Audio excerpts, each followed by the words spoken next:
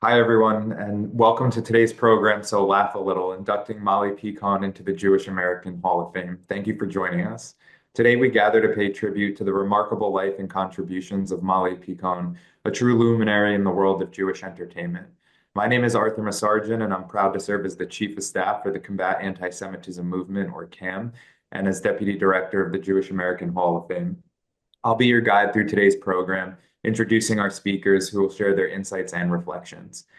In light of the unprecedented rise in anti-Semitism that we've witnessed in the United States since October 7th, it's more important than ever to celebrate and educate ourselves and our wider community about Jewish American heritage. This event is made possible through the Jewish American Hall of Fame's partnership with the Combat Antisemitism Movement and the American Jewish Historical Society, and we're deeply honored to celebrate the career of such an iconic figure today. CAM is a global coalition of more than 850 partner organizations and millions of people from a diverse array of cultural, political, and religious backgrounds engaged in the common mission of defeating the world's oldest hatred.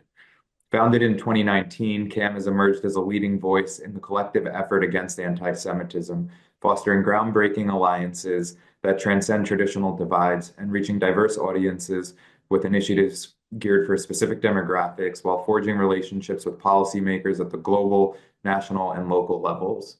With anti-Semitism once again entering the mainstream, manifesting on the streets of our communities and on our college campuses, it's all the more important to celebrate the very best of the American Jewish community like Molly Picon.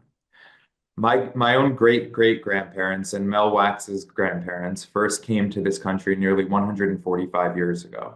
And it's for this very reason to fight anti-Semitism by commemorating the accomplishments of men and women in various fields and issuing annual medals and mounting the Jewish American Hall of Fame plaques that the Hall of Fame was established by Mel Wax at the Judas Magnus Museum in Berkeley, California, all the way back in 1969. Beginning in 2010, the Jewish American Hall of Fame plaques went on permanent exhibit at the Virginia Holocaust Museum in Virginia's capital city, Richmond.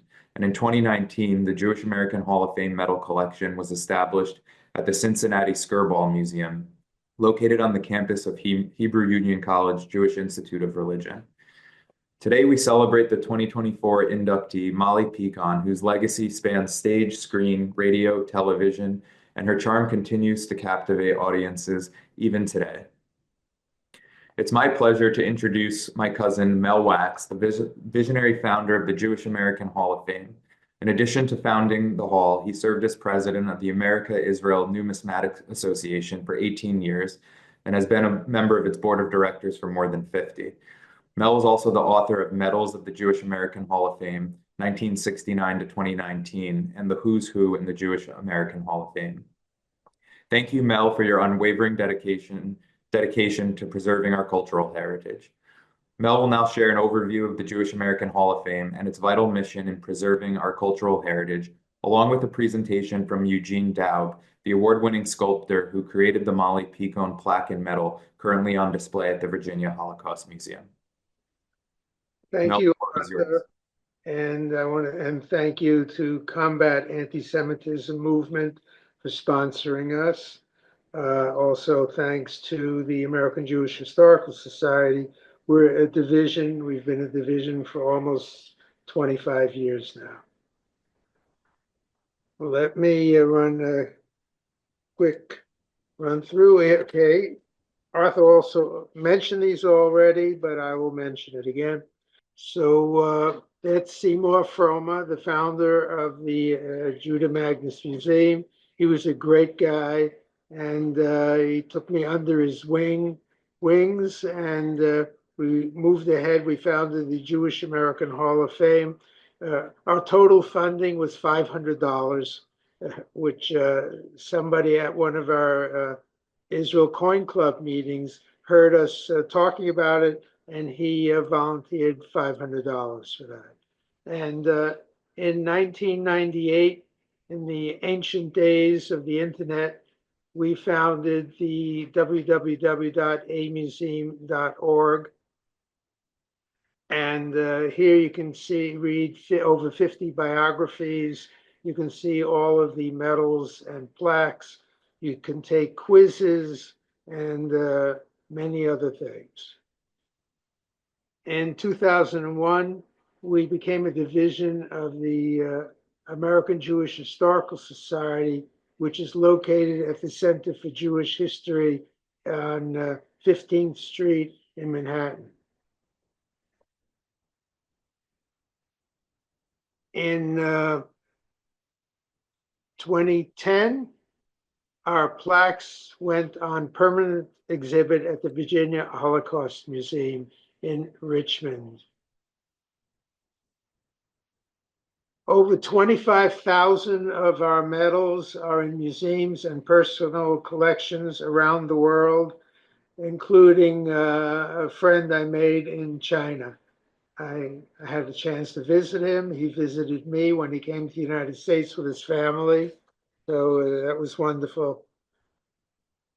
And many of our collectors, by the way, and supporters are not Jewish, which is nice. And we've raised over $300,000 to fight anti-Semitism.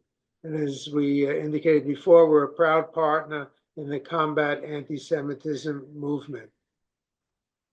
And now on to the program. Eugene Daub has made medals and monuments throughout the country. We're very lucky to have him. He's made over a dozen medals for us.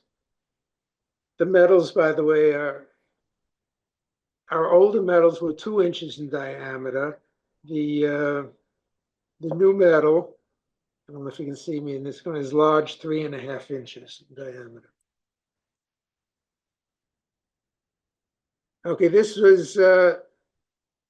were my instructions to Eugene. I used an old photograph of Mali and some inscriptions, and I sent this to him for the front of the medal and for the plaque. And here it shows how he sculpts it in clay. Once it's finished in clay, he casts it in plaster of Paris. And this is about 9 inches in diameter. We then send the plaster of Paris to Jim LeCarrots, who's a sculptor in his own right, and he actually makes a 3D sculpt. He prints it in 3D with a 3D printer and then casts it. And this shows what the cast looks like. And so this is mounted on wood, and this is off. It goes to the Virginia Holocaust Museum with our other plaques. Next, for the reverse, I sent him a lovely drawing I discovered on the internet of a crowd in front of the Second Avenue Theater, and also Molly in her role of Yankala. Now here's a sheet music of Yankala, which I also sent to the sculptor. Now here's some sketches we developed. They actually go from, okay, his original concept is on the left with Yankala in large letters and Molly standing in front of the Second Avenue Theater. I said I wanted him to replace Yankala by some music. So he then did the middle sketch, and that's just some random notes that he found. So I said, well, why don't we replace it with the actual notes from the sheet music? So I contacted the American Jewish Historical Society, which has a collection of Mali Picon's papers, and they sent me the actual sheet music, which you saw before, and he used the opening notes from from Mali's own sheet music. Wow. And here's the clay that he made. It's a wonderful model. And from that clay, again, he made a plaster of Paris mold. So you get one in the negative, then he sculpts in the negative to add all the details to make. So, and then he casts it into the positive. And there's the positive plaster. Now we sent that to Jim LeCarret's, and this is a scan that he made. What you're looking at is what it was in the computer. This doesn't exist. This is the scan that's in the computer. He then made a 3D print in resin with using a 3D printer. And from that resin, he made a silicon mold. And from the mold, he made something it's called cold cast bronze. And then he put a patina on it, which is the antiquing. Hmm. And as I said, if anybody's interested, those large metals, the 3.5 inches in diameter, are available for $150 contribution. They can email me at directorjahf@yahoo.com or call me at 818-225-1348. Thank you very much. Thank you, Mel. It's so interesting to look at the casting process and to hear about the 3D printer contributing to the creation of the plaque and the metal this year. It's really fascinating to see the new technology be applied to such an old art form. And I know that in times past, a mint was used to create the metals and the plaques, but mints are not so much around anymore. So to see the 3D printing kind of take place of that older process is really truly fascinating. And as Mel mentioned, the metals are available as collector's items, and many of the older metals from past years are also still available in our collector's items with both the museums where they're featured and with collectors around the world. So thank you so much, Mel, for sharing that today and for all you do to preserve this special heritage. Thank you. Yeah, I've been doing it for 55 years. A long time. I'm thrilled to welcome mezzo-soprano and Molly Picon specialist Lynn Torgove. Lynn is a mezzo-soprano who has sung across Europe, North America, and Japan, and is well known to audiences in Boston, both as a singer and a stage director.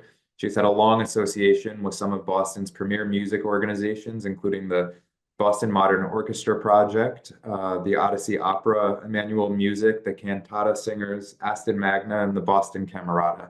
Lynn has also appeared with the St. Louis Symphony, the Portland Symphony, the Tallahassee Symphony, and the American Repertory Theater. Additionally, she's a cantor and an expert on Molly Picon. Lynn's extensive knowledge and deep connection to Molly Picon's work allow us to gain a richer understanding of her impact on the world of entertainment.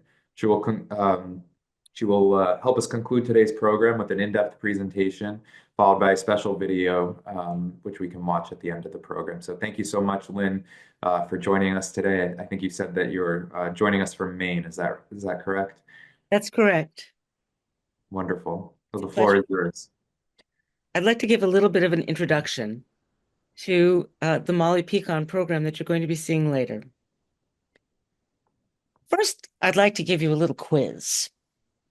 If you think you know about Jewish entertainment, the Jewish stars of theater, TV, and film, let's try this little quiz. Which Jewish woman entertainer had a hugely successful 80-year career in every entertainment genre, in theater, in film, on television, and on the radio? A, Gertrude Berg, aka Mrs. Goldberg. B, Fanny Brice. C, Molly Picon. I know you'll probably get the correct answer to all of these. Which American film and theater star, born and raised in the USA, had a career based in the Yiddish theater and whose first big hit films in America were made in Poland in Yiddish?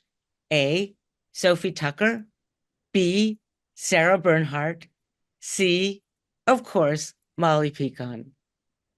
Which film star was the first to play the role of a young woman who disguises herself as a Hasidic boy and is betrothed to a Talmudic scholar?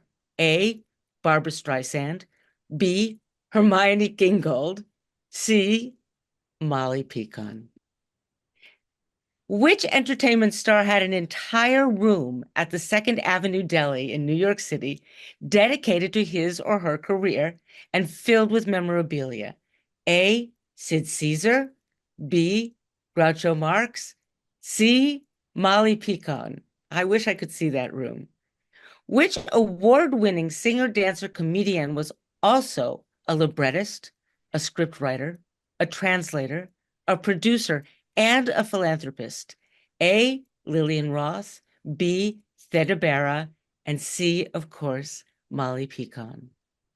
The answer to each of these questions is Molly Picon, the remarkable singer, dancer, comedian whose career spanned 80 years and who achieved stardom in every entertainment genre, in the theater, in film, on television, and on radio.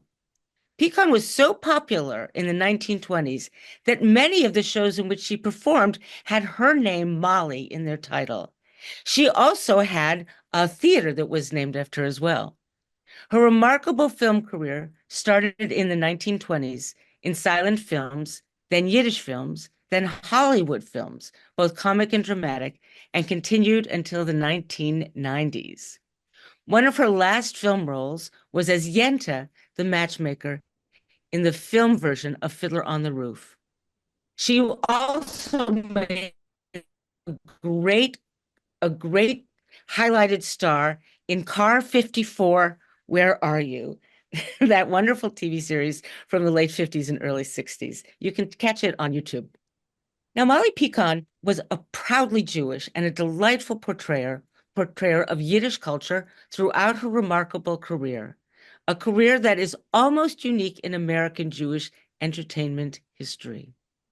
Yiddish musical and film star, the darling of Second Avenue Yiddish theater, Molly Picon survived and thrived throughout 9 decades of performing for Jewish and non-Jewish audiences. Born in 1898 on the Lower East Side of New York City, Molly Picon became the quintessential bellwether of assimilation, cultural negotiation, and evolution of the Eastern European Jew in America. Her career through the Yiddish theater, both in Europe and in America, moving on to radio, which was a new technology, film, and then finally sitcoms on television. She also did a great interview on the Mike Douglas show, if any of you remember that, was following the wave of assimilation in the larger Jewish community. There were also, of course, many other wonderful Yiddish stars of the Yiddish theater, but they were unable to make it from the Upper East Side to the from the Lower East Side of New York to the Upper East Side and to Broadway. Now, though Molly grew up in the Yiddish theater because her mother was a seamstress in Philadelphia for the Yiddish theater, she was different from many of the European-born performers of the early Yiddish theater. Molly was born in America. And even though she liked to emphasize her Eastern European roots, she said in one of her autobiographical books, she says, "My parents came from a little town in Russia that looked like a sneeze in print and was pressed in the same way. Excuse me, near Kiev in the Pale of Settlement." She didn't go back to those roots until 1920, at the age of 22, when she traveled to Europe in order to improve her Yiddish. Because of that difference, Molly was the perfect, quote, mayor of the city, end quote, straddling both sides of the American and European Jewish cultural divide. Molly Picon was a quintessential American Jew, reflecting the complex journey of Jews in America in the 20th century. Through it all, from her youthful portrayals of mischievous teens to her final years when she was everybody's bubby, she remained a role model and a rule maker, unsinkable.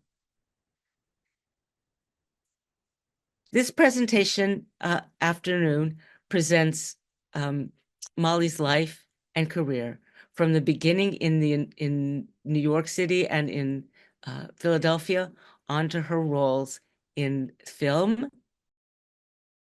Wonderful. Thank you so much, Lynn. That was just truly fascinating to learn about Molly's career and her life and legacy. It's really such a story of 20th century Jewish America.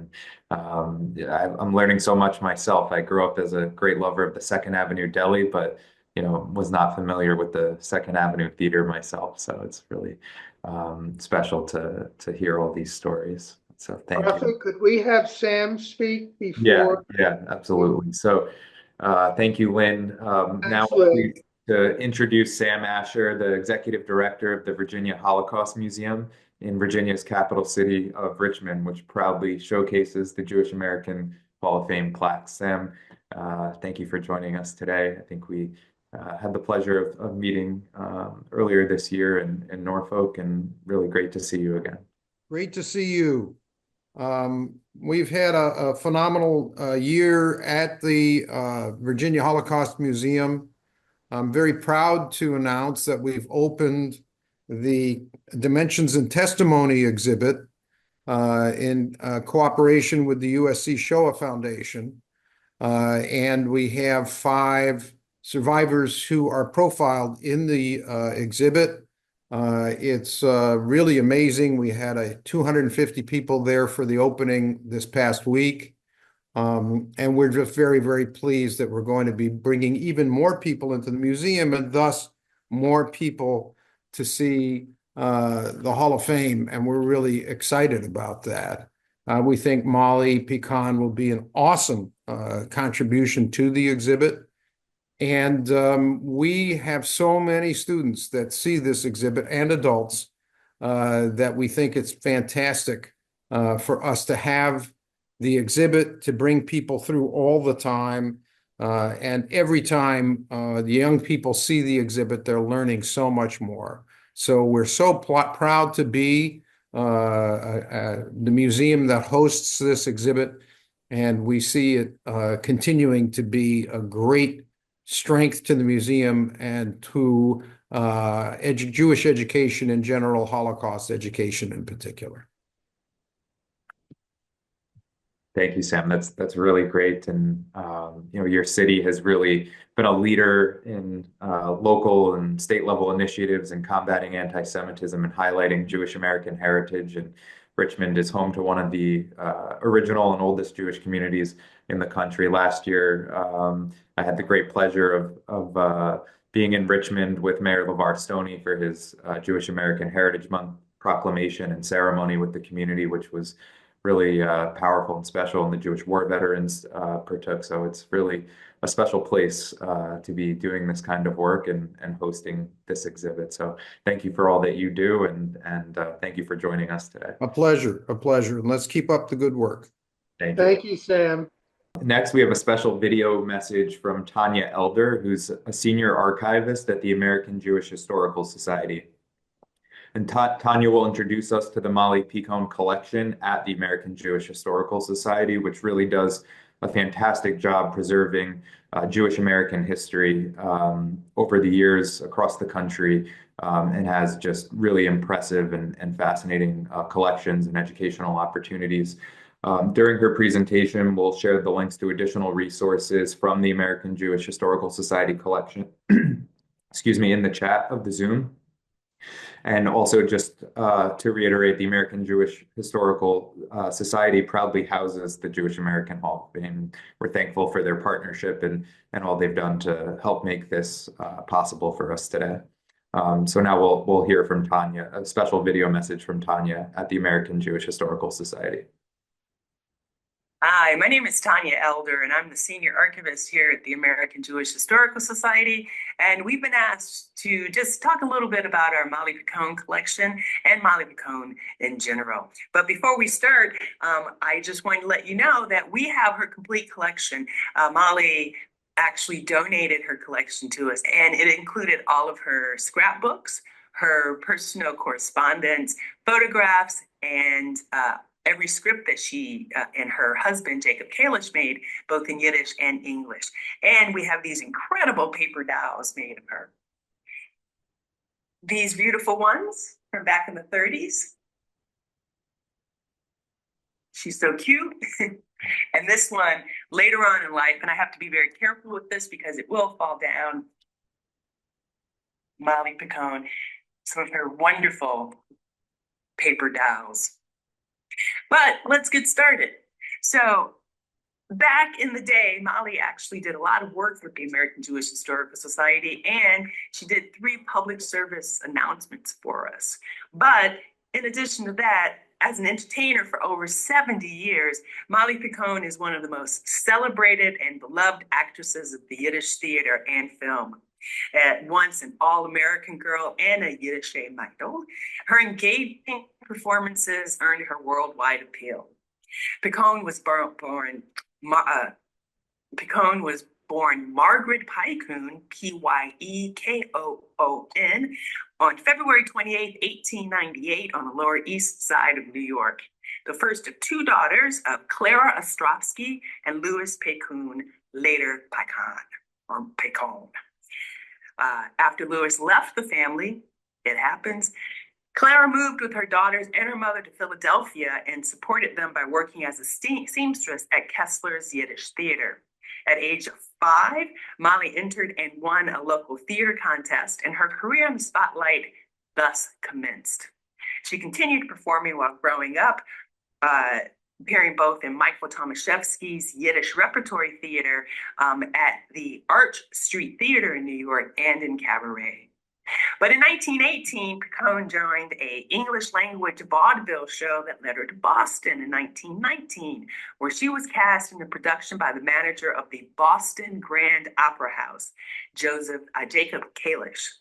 Picon and Kalish married on June 29th of that same year in Philadelphia. And although we do not have a photograph of it, her mother she was dressed by her mother from a theater curtain, and thus draped in drapery, Picon began her long partnership with her uncle. And like I said, sadly, we have no photograph of their wedding in their collection, but there are a couple photographs, many photographs actually, of her and Jacob. They look pretty happy. This is pretty early photo in the 40s or late 30s. There's not really a date on here, but they look pretty happy for a couple, eh? Yeah, definitely.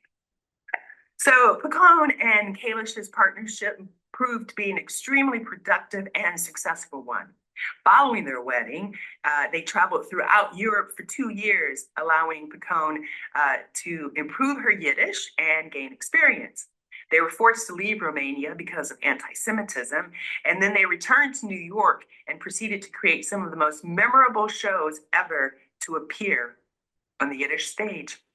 So while Kalish scripted and directed, Picon starred and often wrote lyrics. Their 1920s collaborations included Yonkala, Mamala, Circus Girl, Molly Dolly, and Schmendrick.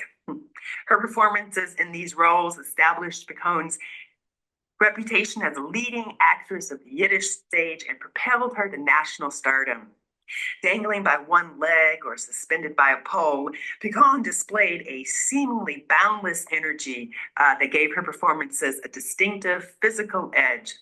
Attesting to her popularity on the Yiddish stage, the Second Avenue Theater in New York, one of the premier Yiddish theaters in America, was renamed the Molly Picon Theater. And unfortunately, the theater was demolished in 1958. So in addition to her stage performances, Picon appeared in Yiddish films. Her first film was Das Judenmädel, filmed in Austria in 1921. Throughout the 20s and 30s, despite growing anti-Semitism in Europe, Picon traveled there to star in several Yiddish films, including Ost und West, also known as Mezrach und Medrev, in 1923. And in 1937, in Warsaw, Poland, she filmed Idyll and Middle Fiddle, one of her best-known films. Picon returned to Poland even as late as 1938 to film Mamala, the last Jewish film made in Poland before the Nazis obliterated European Yiddish culture. And I do have a few photographs of her early years. So this is from 1931. Please don't ask me to read old style German, or yes, but this is from one of her earliest shows, as it says down here, December 1931.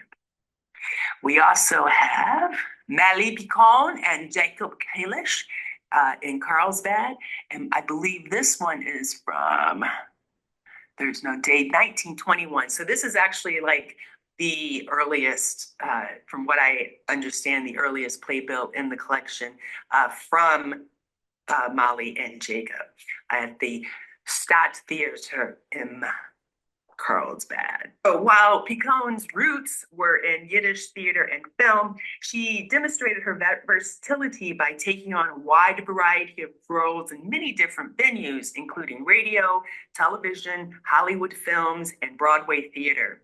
In 1938, Picon began hosting a regular radio program known as the Maxwell House Coffee Program, named after its sponsor, Maxwell House Coffee.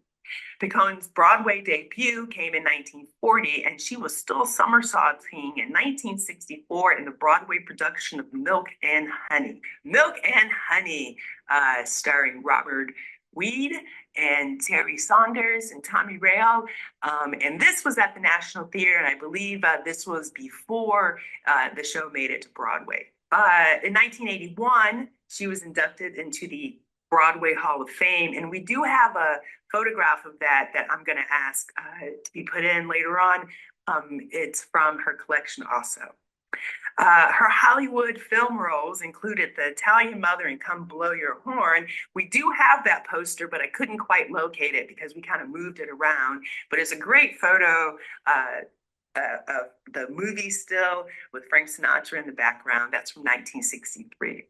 She received an Oscar nomination for that. And of course, Yenta, the Matchmaker and Fiddler on the Roof from 1971. So throughout her career, Picon devoted much of her time to patriotic and humanitarian work. During World War II, she visited refugee camps in Canada and toured army bases across the United States to entertain the troops. As soon as World War II ended, Picon returned with Kalish to Europe in order to visit camps and orphanages with the Jewish Labor Committee. In fact, Picon and Kalish were the first entertainers to visit the displaced persons camp after the war. Back in the United States, Picon continued her active support of both Jewish and non-Jewish causes by working for the United Nations Relief and Rehabilitation Administration, UNRWA, selling Israel bonds, and making numerous benefit appearances. During the Korean War, Picon was again entertaining troops, this time participating in USO tours in Korea. With her and her husband in Palestine, planting palm trees in Rubens Pardes. It's hard to read that, and on the back there is no indication of where the photograph was taken. This beautiful actor here, Moshe Broiderson, with Molly Picon and Jacob Kalish in 1923 in Lodz. Moshe was a very popular Yiddish actor back in the day, kind of had a tragic end due to the war and later on, but very handsome man. This is one of her from Bamberger's. If you want to go to Bamberger's, you could get the Molly Picon collection, or that Molly Picon actually opened Bamberger's in Paramus, New Jersey, which is kind of cool too. Whether delivering one of her uncanny imitations or kicking up her heels, Molly Picon infused her performances with vivacity, audacity, and charm. Beyond the pure entertainment value of her performances, however, Picon played an important role in preserving Yiddish culture and bringing it to mainstream American audiences. Her performances typically blended Yiddish sensibility with American show business style, a combination that allowed her to reach beyond the immigrant generation and appeal to second generation assimilated American Jews as well as non-Jews. In addition, her Yiddish films, with their depictions of shadow life in pre-World War II Europe, became invaluable records of a vanishing culture. A celebrity throughout her life, Picon won widespread recognition for her talents and received many honors. In 1955, she sang for the Knesset in Israel, and in 1975, she appeared at Carnegie Hall. By the time of her death on April 6, 1992, Molly Picon had performed all over the world, from the Lower East Side to Eastern Europe, South America, to South Africa. She was truly a vibrant and treasured figure in the world of entertainment. We have so many scrapbooks of her, and we actually had a great exhibit a few years ago called Pages from a Performing Life. And I'll put that in the chat here. So if you'd like to access that, you can do so. And if you'd like to look at her collection, I will also put that here. And lastly, let's see if I have, there's a few things I haven't shared yet. I'll just go through them. This is Faithful City. It premiered, I don't know when, it's not got a year, with Hal Horton at the Larkin Theater in San Francisco, California. This is a later production, and that's the last one. So I hope you enjoy this. I hope you learned a little bit more about Molly Picon. Anyway, again, thank you for listening and have a great day. Arthur, their collection also includes many of her costumes. It's very, if you go to their website, you can see a dozen or more of her costumes. Okay, that's great. I mean, that was such a fascinating and fun presentation by Tanya. So big thanks to the American Jewish Historical Society for sharing that. I learned so much, and there's additional resources that Tanya mentioned shared in the chat here, with the information on the collection, if anyone would like to access those.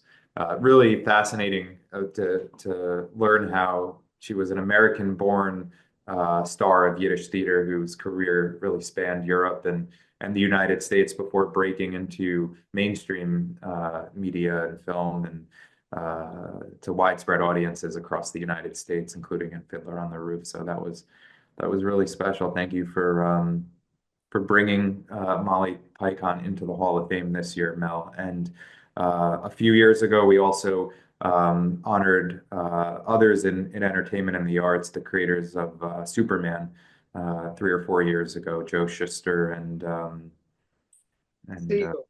And Siegel. That's correct. So some years it's from the arts and other years from science and government and business, and really just a fascinating story. So if anyone has any questions before we proceed and conclude, please put them in the chat, and our panelists would be happy to answer them. Lynn, did you have anything to add after that presentation from Tanya? I must say that the information that Tanya was presenting was wonderful. Some of it I knew and some of it I didn't know. Her vibrancy is something that's hard to convey when you talk about her. She had so much of the spirit of life in her. She was always brimming with enthusiasm, with humor, with Rahmanis, really, for everyone. So this is something that's difficult to convey, but you can see some of it in the picture. So I want to thank Tanya so much for all of that information. And I intend to give you a visit and I'll give you a call. Okay, thanks. Great. Thank you so much, Lynn.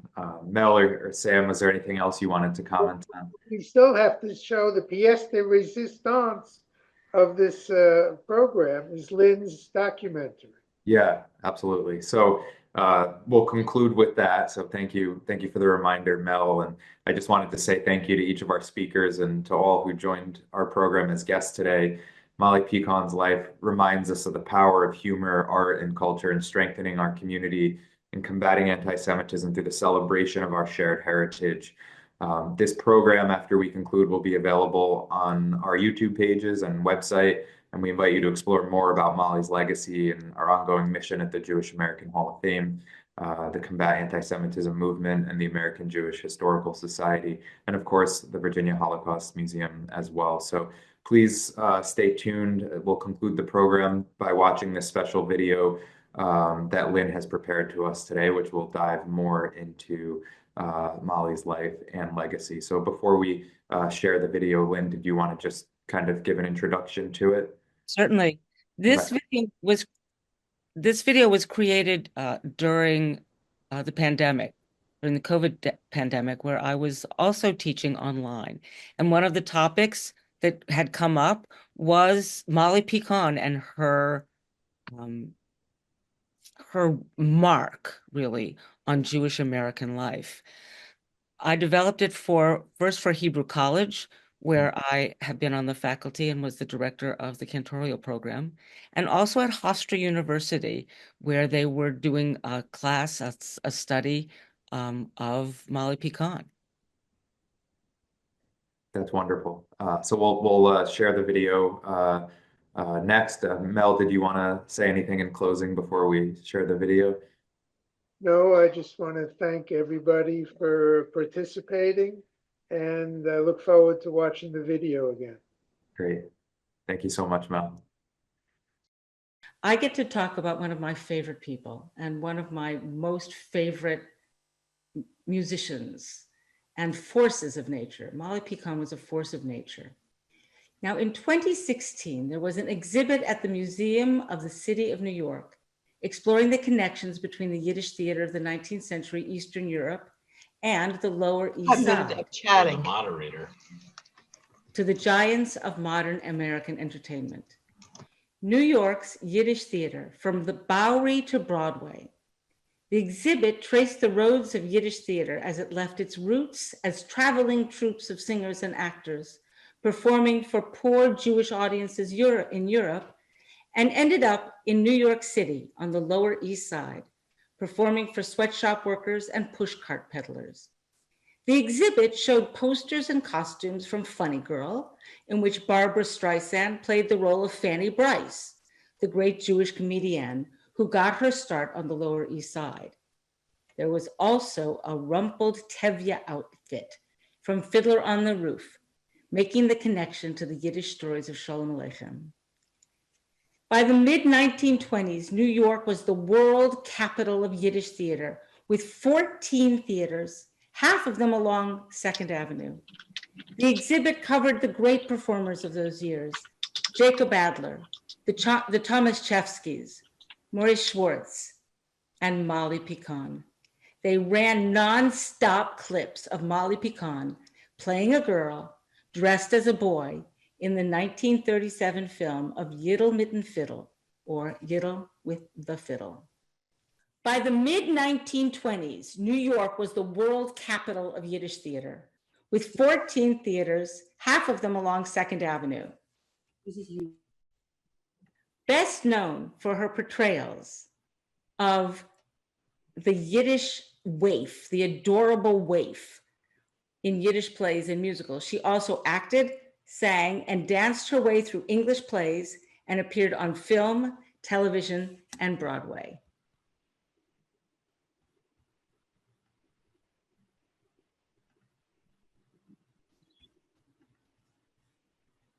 Here is Molly Picon being interviewed by the talk show host Mike Douglas in 1980.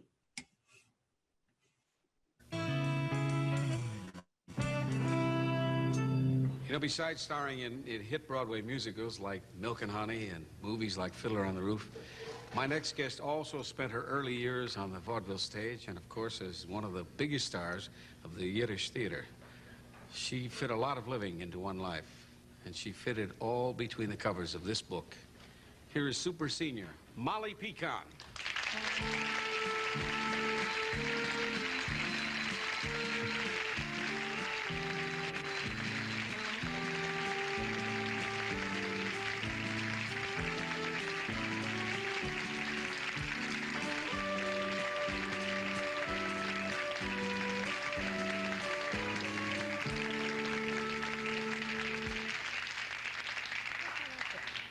I like your outfit. Yes, Thank you. That Nice. is nice. Beautiful. Did you design that, Molly? No, Eduardo is my tailor, and he makes these things special for me so I can sit down in them comfortably. You look wonderful. Well, here I am with the boys. The boy,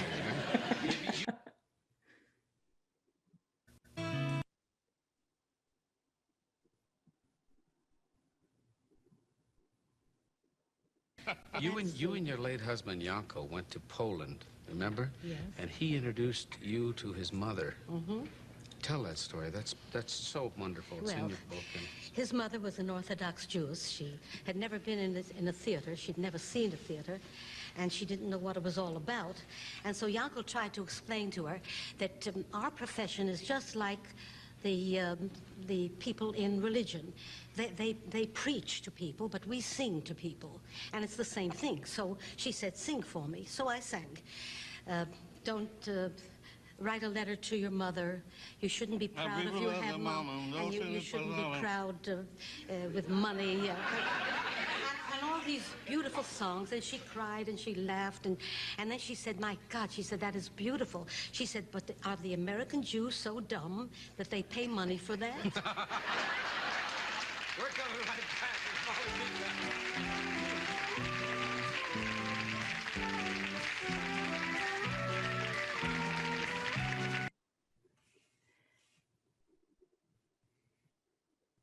In many ways, Molly Picon was the bellwether of assimilation, cultural negotiation, and evolution in the Eastern European Jew in America. But she was different from many of the performers in the early Yiddish theater.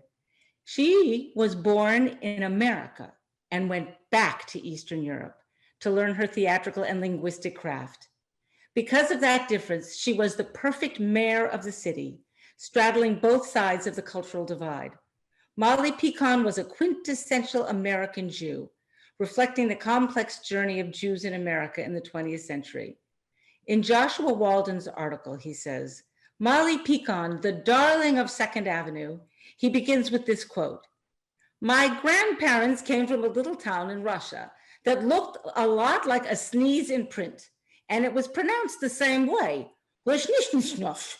near Kiev, Russia." With this joke, actress and vaudevillian Molly Picon also began her first memoir, So Laugh a Little, emphasizing her Eastern Jewish roots as well as her American outlook on this heritage. Later in the article, Mr. Walden describes Molly Picon as a crossover artist. I don't think that this is an accurate term.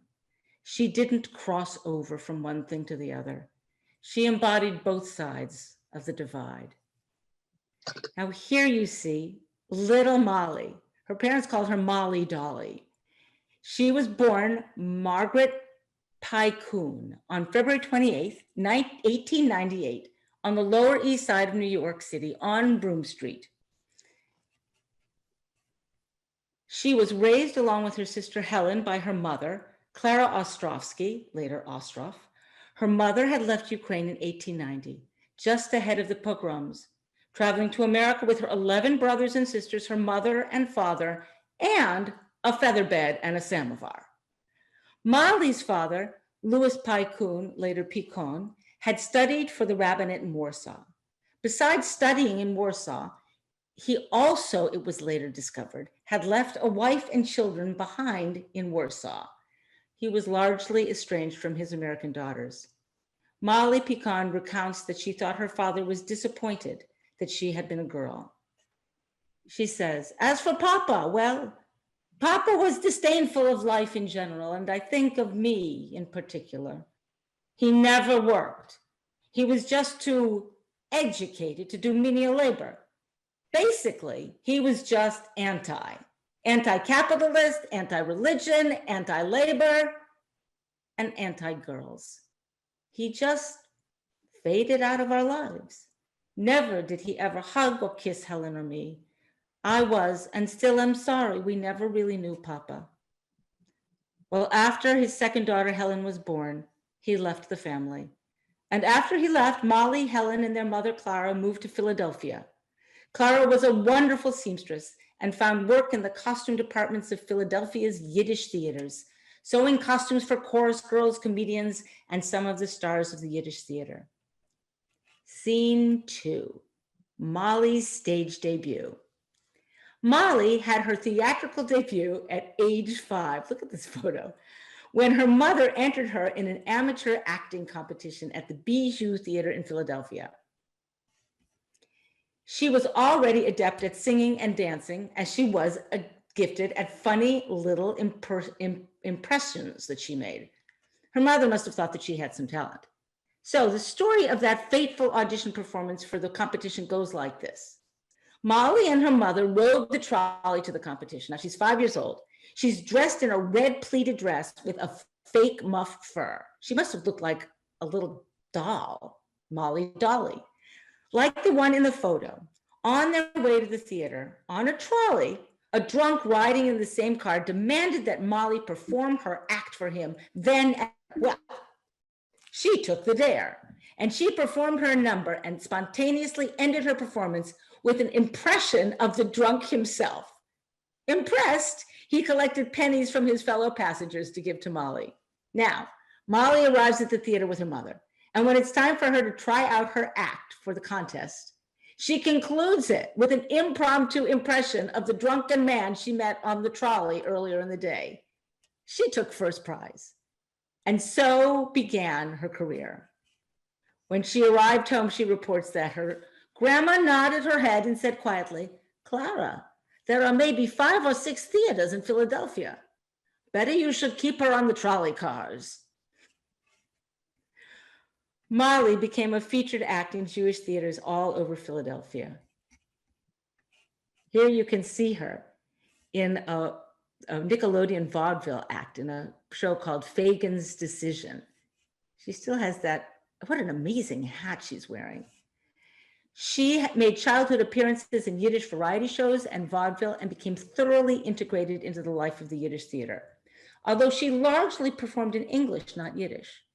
Molly spent her youth on stage performing spunky song and dance routines in all-American amateur nights, local Nickelodeon theater acts, the Columbia Yiddish Theater, and trolley cars.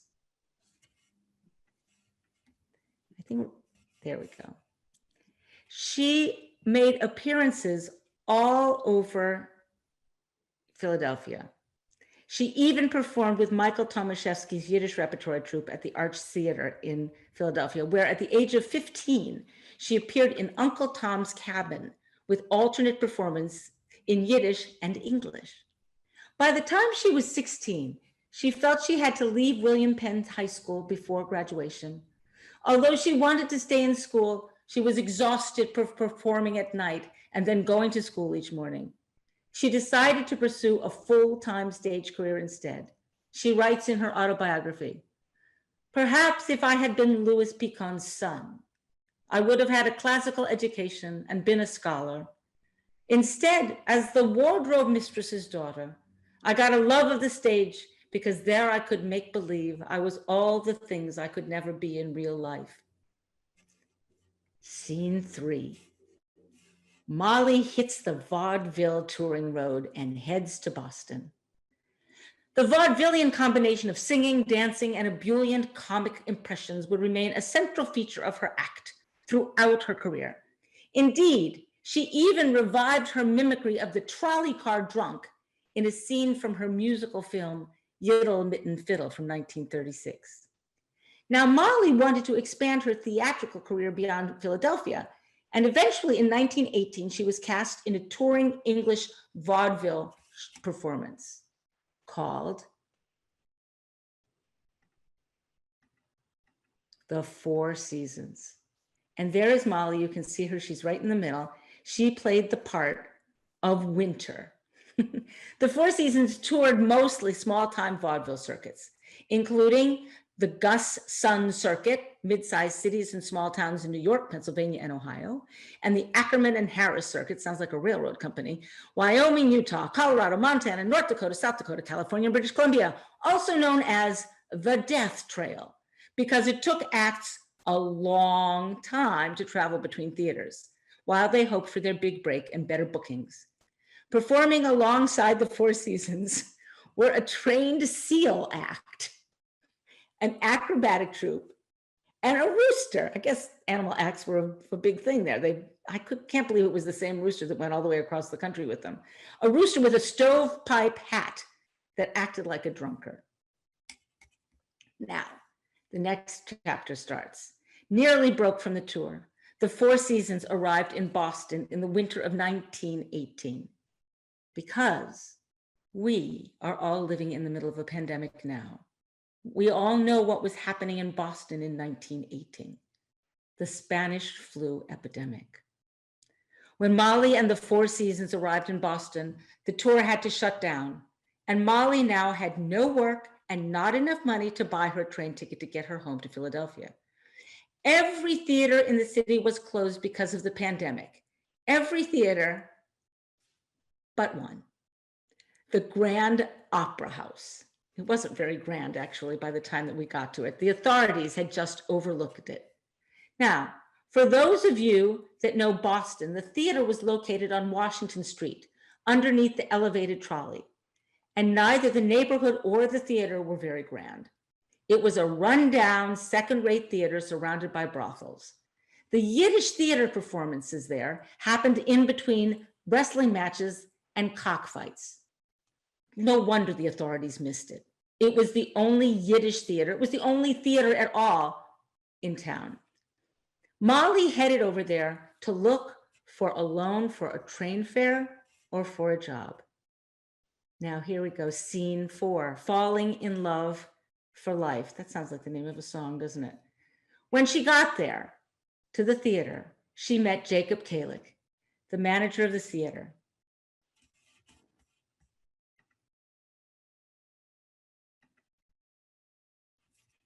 Jacob was also the person that hung the stage lights, built the set, paid the bills, did the casting. He did everything.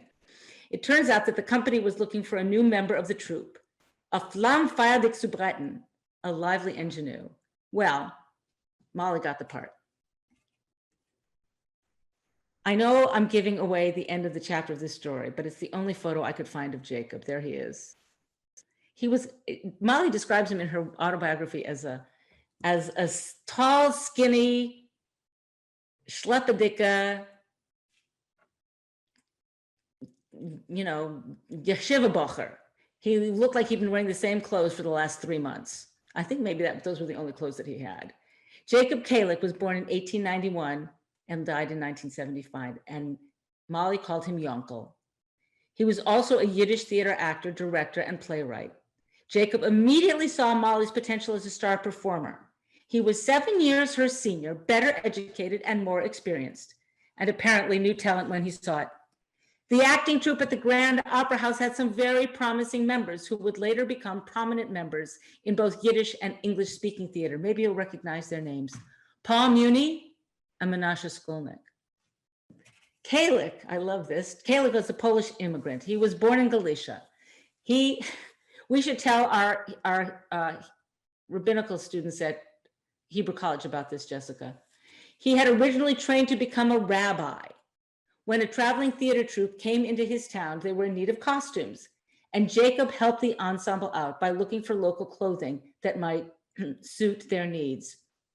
He loved working with these performers so much. Imagine what his mother had to say about this, that he ran off and joined the acting company, from rabbinical studies to the theater. Oy, mama. and Jacob fell in love with Molly that year. Molly tells some wonderful stories about their courtship, but you'll have to check them out in her autobiography. In less than a year, she married Kalik. He proposed to her in 5 different languages and in broken English. They announced their engagement on stage and were married on June 29th, 1919, in the back of a grocery store. The bride's dress was made by Mama Clara from a theater curtain. The perfect theatrical couple. In 1919, when she married Kalik, he became her lifelong lover and manager. She says in her autobiography, "I always said that influenza was our matchmaker. I was the all-American girl and absolutely illiterate about Jewish culture. Yankel, on the other hand, was the complete intellectual who knew not only classical Yiddish, but its plays, theaters, and writers. It was a funny situation. I was trying to make him a real American guy, and he was trying to make me a Yiddish mama." During that same year, now we move to scene 5, off to Europe. During the next year, Molly suffered a heartbreaking miscarriage and was told that she would be unable to bear children. She was devastated. Yankel, Jacob Kalik, suggested that the two of them head to Europe for an extended tour. He felt that she was too American to achieve success on New York's 2nd Avenue. Indeed, she had been unable to be cast in anything on 2nd Avenue. Yankel wanted to take Molly to Europe so that she could learn more about the people and settings depicted in the songs and scripts of the Yiddish theater. She says, "To perfect my Yiddish, to get my star legs, and not to be inhibited by working with people who knew me. Yiddish was our center, our link, and I never felt like a complete stranger in Europe because I was always in the midst of a familiar language and heritage, the Yiddish world. I knew very little about the characters I was supposed to portray or about the customs.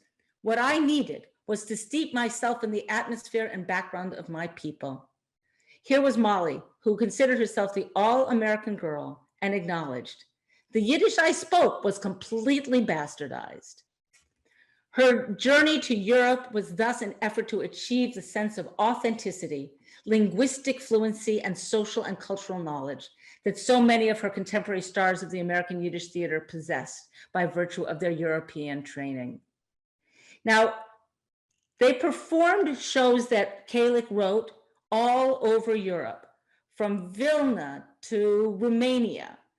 The relationship that she formed with these audiences and her new understanding of Yiddish laid the foundation of the rest of her career. Those theaters and their American relatives, children and grandchildren, would return again and again to see her perform. In other words, Molly had to go to Europe to make a big audience, and the audience fell in love with her. And there was such great communication between the American and the European Jewish world that they wrote back to their relatives and said, "You have got to see Molly Picon when she gets to 2nd Avenue." And indeed she did. Scene 6, coming home a star.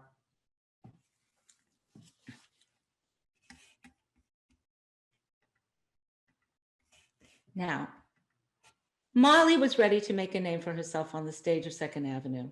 They returned to New York, and from 1922 to 1925, she worked every major Yiddish theater in town with every major composer, including Joseph Rubczynski and Abe Elstein. I must tell you that it's often overlooked that even though she worked with the greatest Yiddish theater composers, Molly was a great lyricist and wrote many, many of the songs that she sang, the lyrics for those. Now, her debut in Yonkala, 1920, Molly and Yankel teamed up with this composer, Joseph Rubczynski, to create operettas scripted and directed by Kalik, and often by Picon. Dressed as a 13-year-old yeshiva bacher, a yeshiva student, Picon took on what she described as a Peter Pan role with a slight difference. Whereas Peter Pan doesn't want to grow up, Yankala wants desperately to grow up and make a better world for our people and all people. Molly often exaggerated that she performed this role 3,000 times. It must have felt that way. She starred in many productions up and down 2nd Avenue. You can see them here. Weighing 4'11" and 95 pounds, she took the Yiddish theater by storm. She appeared in many productions up and down the avenue. Mamala, Rezela, The Girl from Yesterday, The Radio Girl. Oh, girl, it's a frequent word in these titles. Oy is dos a Mädel. Oh, what a girl. And this is my favorite, The Circus Girl, in which Picon dangled by one foot from a rope. She even took acrobatic lessons in order to make this work. She stretched her physical humor to real gymnastics, training for months to learn to climb a rope way up to the flies, where I fanned out to the audience, one foot in a noose and my arms spread out like bird's wing, just in this picture. I did a split and twirled around 40 feet into the flies. Then I slowly climbed back down the rope, all to Rumshinsky's music. Rather than being met on her return to solid ground with an anticipated applause, Picon recalled, her audience heaved one big sigh of relief. Now we move into Act 2. Molly brings her boxing gloves to the shtetl. Ost und West. Molly's first films were silent movies made in Europe. She debuted in Das Judenmädel by Otto Freister, filmed in Austria in 1921, followed by Hutet eure Tochter, which had no Jewish content, in 1922. But it was Kalik's Yiddish film, Ost und West, in 1923, East and West, also known as Mizrach and Mariv, that she really made her mark. Ost und West is the oldest surviving Yiddish film. It is a comic commentary on the modern Western American Jew, perfect for Molly, and the antiquated old-fashioned Eastern European Jew. Written by Kalik and directed by Ivan Abramson and Sidney Golden and filmed in Vienna, Picon plays an American flapper who is dragged by her father, who was born in Poland, back to the old country for a wedding. I must say that Kalik wrote this, and Molly performs as she is in real life, the American flapper, the all-American girl. And Kalik also stars in the film as the yeshiva bacher who falls hopelessly in love with Molly. You're going to see him in just a few minutes. Molly is shocked and often disgusted by the Jews that she sees.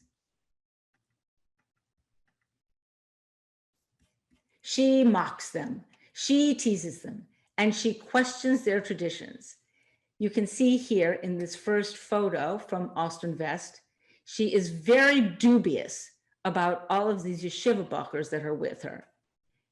In this scene, coming up next, she teaches them how to dance the Charleston.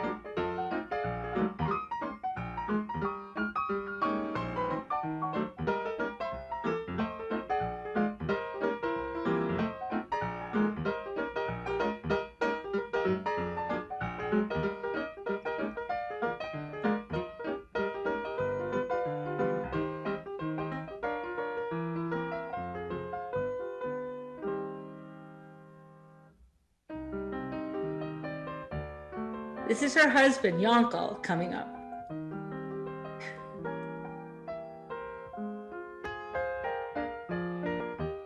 He's in love with Molly.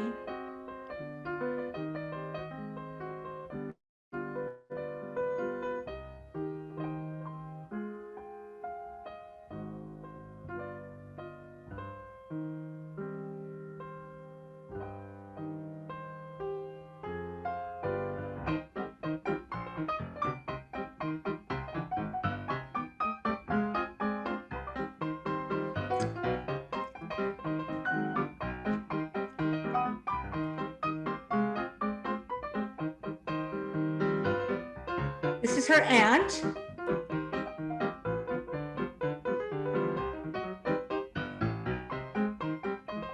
And her uncle.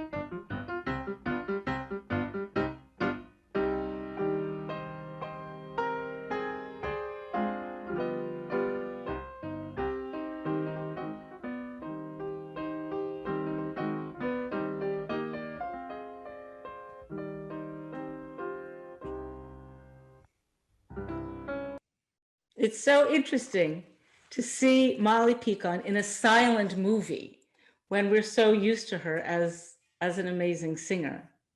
Lynn, could you tell us the date of that film? Do you know the date of it? Yes, I do. 1923. Wow. Yeah, 1923.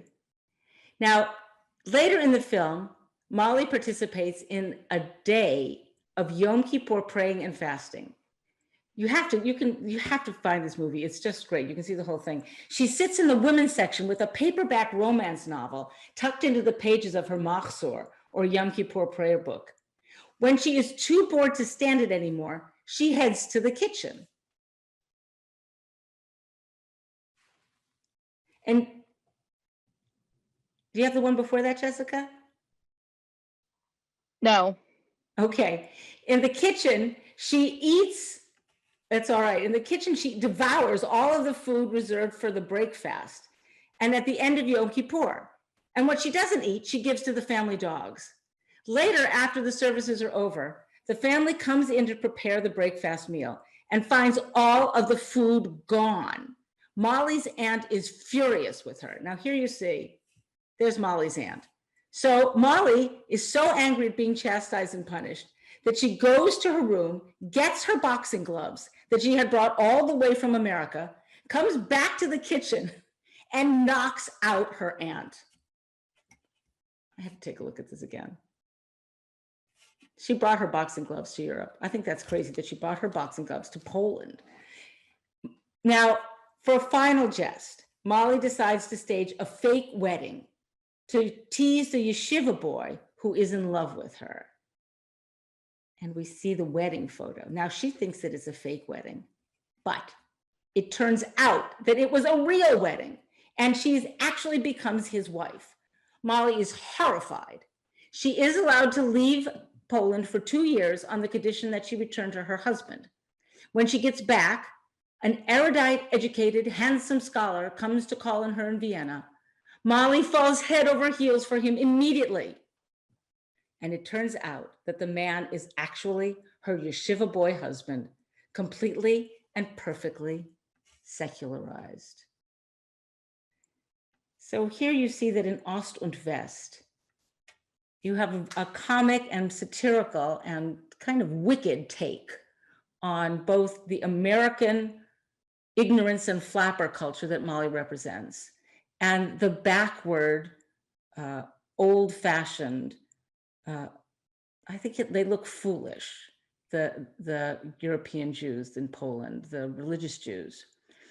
What they end up with in Vienna is something that's in between, the educated European.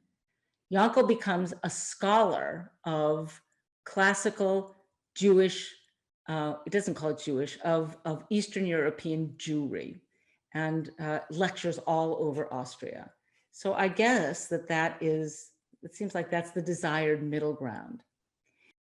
Hi, everyone. Thank you so much for watching this great tribute and film about Molly Picon. Unfortunately, we're over time on the Zoom webinar settings today, and at the risk of it closing out on us, I just wanted to be able to thank everyone face to face. And what we'll do is we'll share the full recording for today's webinar with everyone who registered to participate, as well as a link to the YouTube video so that you can watch the second half of this really special and important presentation that Lynn put together with us. So really great. You can see the rest of Lynn's presentation. It's called The Unsinkable Molly Picon, and it's on YouTube.